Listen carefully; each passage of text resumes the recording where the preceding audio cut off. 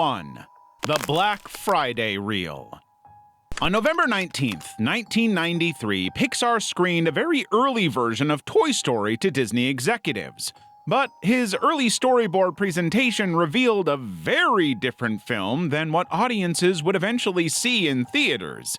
In fact, the screening very nearly terminated the project entirely, earning itself the name of the Black Friday Reel. It's bad, it's really bad. It's kind of rough to watch these days, but hey, for history's sake, I think it's important to see, For months, Disney's chairman, Jeffrey Katzenberg, had been pushing Pixar toward what he called edge, resulting in a drastically darker version of the story.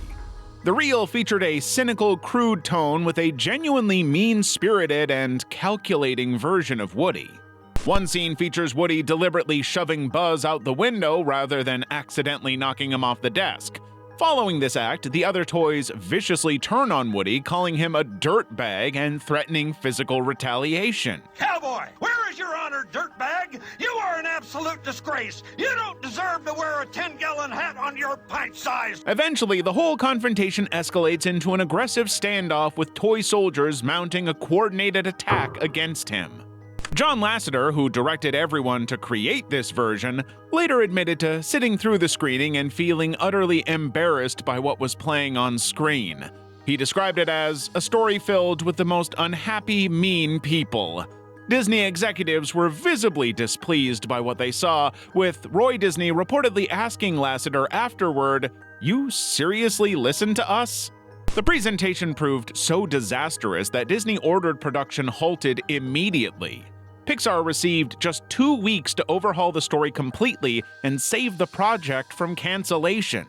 The ultimatum forced Lasseter and the team to transform their vision into something more heartfelt, eventually creating the revolutionary Toy Story we know and love today. Use in Alice in Wonderland.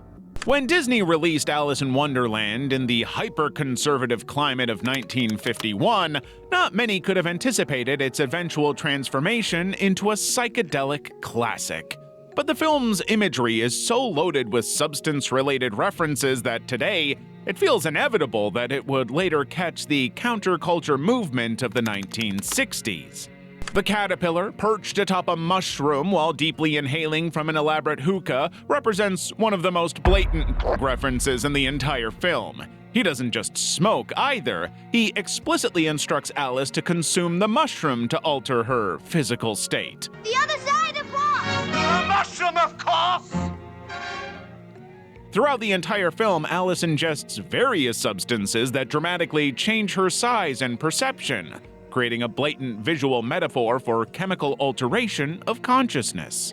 The entire narrative structure mirrors a drug-induced experience. Time moves erratically, characters appear and vanish without warning, particularly the grinning Cheshire Cat, and reality's rules constantly shift. The film presents a complete disorientation from reality, a hallucinogenic trip from beginning to end. And in the 1950s, nobody seemed to care. But the 1960s counterculture quickly adopted Alice as a symbolic shorthand for drug experiences. Jefferson Airplane crystallized this connection in their 1967 anthem, White Rabbit, with lyrics directly referencing the story's elements as drug metaphors. The cultural imprint became so powerful that even decades later, The Matrix referenced how deep the rabbit hole goes while discussing altering consciousness. Disney had cemented Alice's dreamlike narrative, its talking animals, impossible physics, and constant transformation in drug culture consciousness forever.